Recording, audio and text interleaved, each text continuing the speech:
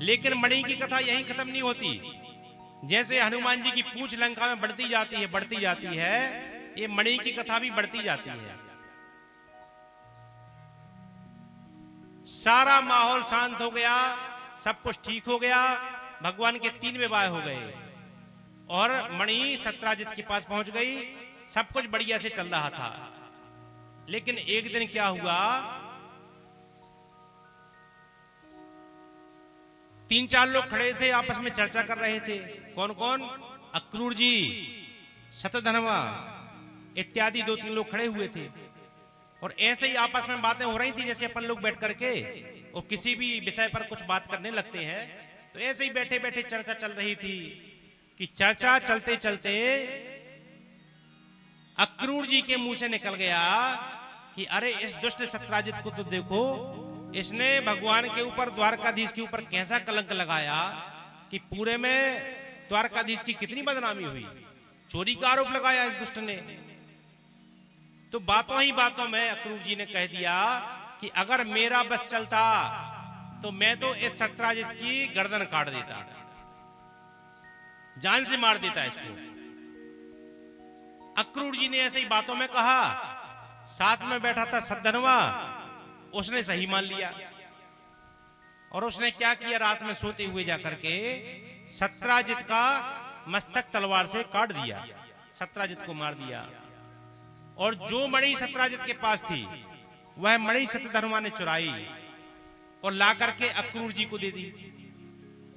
अक्रूर जी को बताया सब कि अक्रूर जी देखो, आपने कहा था कि सत्राजित को मार देना चाहिए, तो मैंने आपकी बात पूरी करी दी। क्या मतलब? मैंने सत्राजित को मार दिया और ये मणि ले आया। सोई अक्रूर जी घबराने और सद्धनवा घबराया। अक्रूर जी बोले, अरे दुष्ट, तूने ये क्या किया? हम तो ऐसे ही बातों में कह रहे थे, जान से सही में थोड़ी मारना था। अब तू जीवित नहीं बचेगा, द्वारकाधीश प्रभु तुझे जान से मार देंगे। सो घबराया, क्या करें? बोले मणि तो मुझे दे दो। अक्रूर जी ने मणि ले ली और सद्धनवा भाग गया। देखो धन का लोभ कितना भयानक होता है। ये भगवान लीला करके दिखा रहे कि धन का लोभ कितना खतरनाक होता है। अक्रूर जी जैसे भक्त भगवान के, इतने निष्काम भक्त हैं अक्रूर जी, इतने निष्काम भक्त हैं कि पूरे जीवन में अक्रूर जी ने कुछ नहीं कहा, कुछ नहीं मांगा। और तो और भगवान के इतने बड़े भक्त हैं कि जब भगवान कंस को मारने के लिए अक्रूर जी के साथ मथुरापुरी पधारे,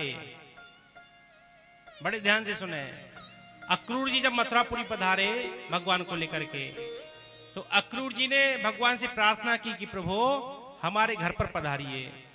तो भगवान ने उस समय तो टाल दिया कि नहीं, अभी नहीं, फिर कभी देखेंगे। और कंस को मारने के बाद फिर एक दिन भगवान अक्रूर जी के घर पर गए। ये अक्रूर जी का हम महत्व बता रहे कि अक्रूर जी कितने बड़े भक्त हैं। भगवान अक्रूर जी के घर पर पहुंचे तो अक्रूर जी ने भगवान का स्वागत किया और भगवान को सिंहासन पर बैठाया।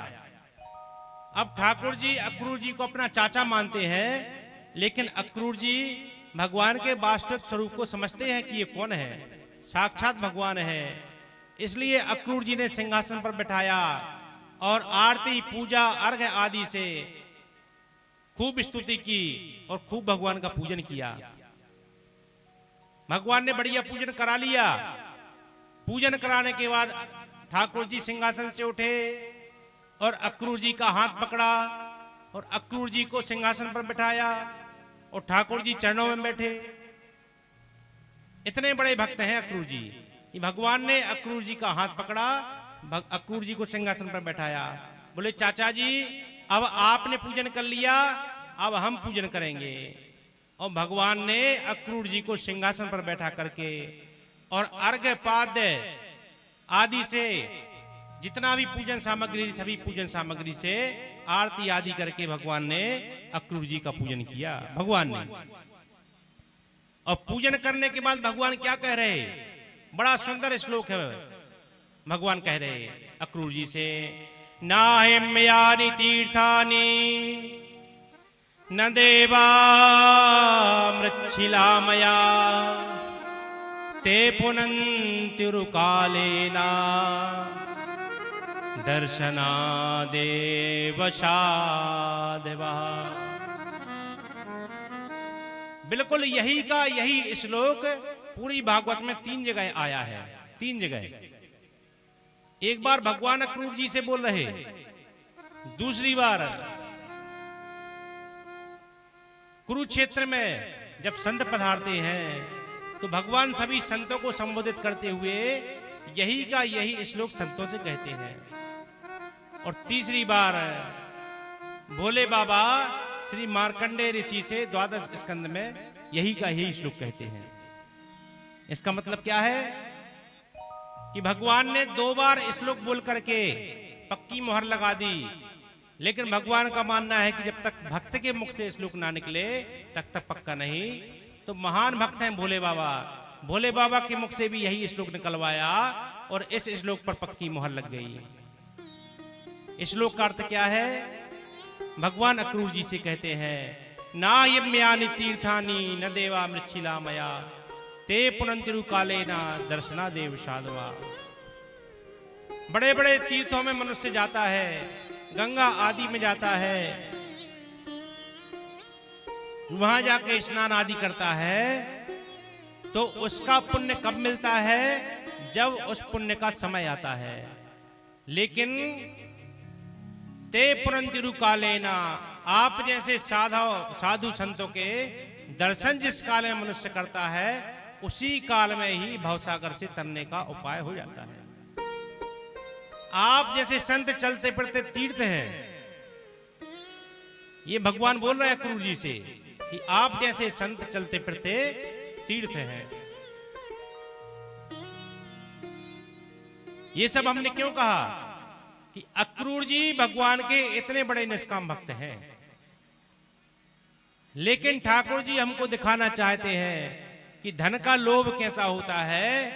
इसी उद्देश्य से आज अक्रूर जी के हाथ में मणि आई तो अक्रूर जी के मन में भी मणि को देख करके लोभ आ गया कि अरे ये वही मणि है जो 8 बार सोना, क्विंटलों सोना रोज उगलती है, क्या करें? तब अक्रूर जी ने मणि धीरे से अपनी खुटी में दबाई और द्वारकापुरी से लापता हो गए अक्रूर जी। किसी को पता ही नहीं चला कब अक्रूर जी द्वारकापुरी से खिसक गए।